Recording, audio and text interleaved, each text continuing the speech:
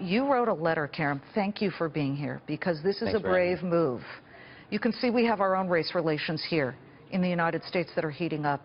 But you, as a Muslim millennial, wrote a letter that we have obtained that is going to be published in the Wall Street Journal tomorrow. There was a line in there that jumped out at me, and we said, get this guy on, along with Avraham Berkowitz, who brought your letter to our attention. And in it, you said that 1 week ago, during this hour, when the San Bernardino, folks, you were with me, the San Bernardino shooting was going down, and it was a horrible situation, you were saying what to yourself at that moment?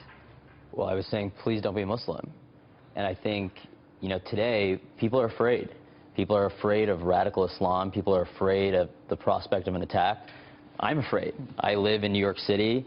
You know, you hope and you pray that nothing will ever happen, but in the back of your mind, you know, it crosses your mind, what if something would happen?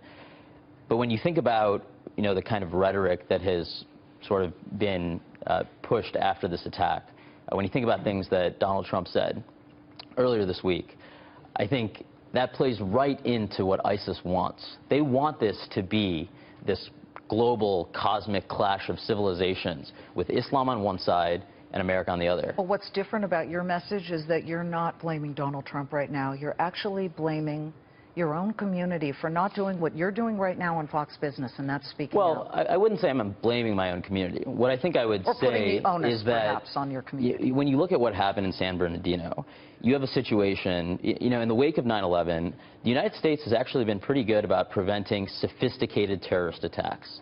Our law enforcement officials, our national intelligence agencies have been good at stopping those. San Bernardino is something different. It's somebody being radicalized, self-radicalized. And given that, you know, American Muslims are in a unique position where we are really the only people that are going to be able to sniff this out and root it out. Rabbi, we're so happy that you brought us Khurram's story, because I looked at this and I said, why isn't this gentleman's voice being heard? And now it is. But you see what's on the screen, too. We have race relation issues right now that are flaring up, and you throw the Muslim situation into the pot with what Donald Trump has said. There's so much tense talk, vicious talk in this country right now. What does his voice here do to at least temper that and maybe get us on a path forward? I came to this because I have a close friend who's a common friend with Khurram, Zishan Mohammedi. He has an amazing healthcare tech platform, FundRx. And I see as he's helping new technology in medical devices come to market, he's so frustrated by constantly being maligned because his last name is Mohammedi.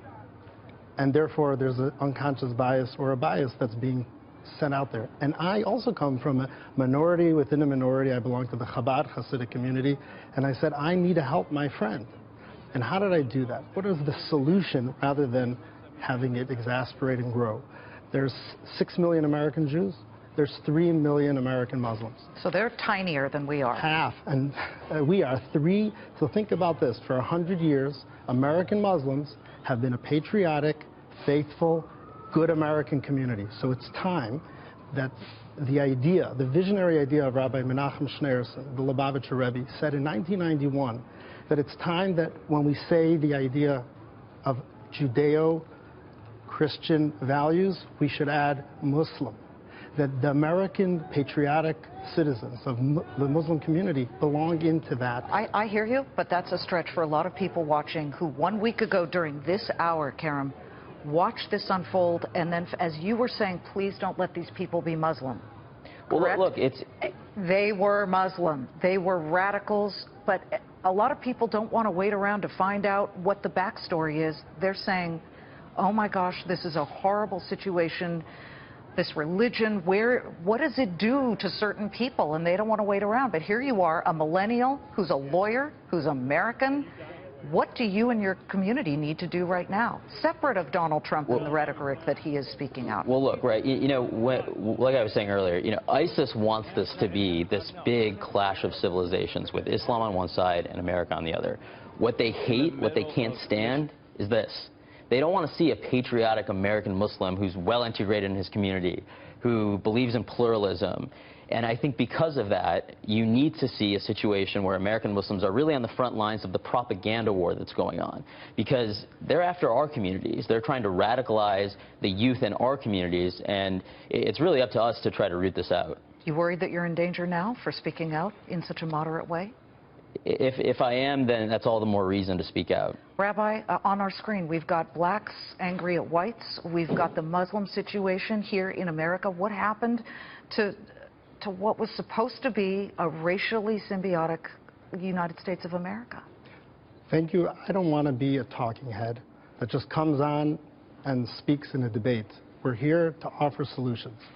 And the solution that I'm offering for the Jews and Muslims or others in the Muslim community can work for race relations too. Mm-hmm. And that is that we need to embrace others outside of our communities and become their friends. And when you're worried about the 50 extremists in America from the Muslim community that became radical, to only talk about them, I don't want them to increase ever. I want to make sure that the 99% of American Muslims that are great, good citizens, that they become the ones the young potential radicals will aspire to become and not follow the radical ideology of what's happening in those in the Middle East. We have to control the narrative that young Americans, especially in the Muslim community, should say, I want to be like Khurram. I want to build a breakthrough technology. I don't want to be radicalized. So but how do we do that? By showing them that the mainstream young Americans are moderate and faithful. Khurram, before we go, are you mad at Donald Trump? Yeah, I mean, I think it's a ridiculous statement, what he said, and I'm mostly upset. I understand that people are afraid, and it's completely reasonable to be afraid of the threat of radical Islam. But what really bothers me is that this is exactly what ISIS wants. They want this kind of rhetoric. And what they don't want, and what's terrible for their message, is this kind of debate that we're having. Young American Muslims. Yeah.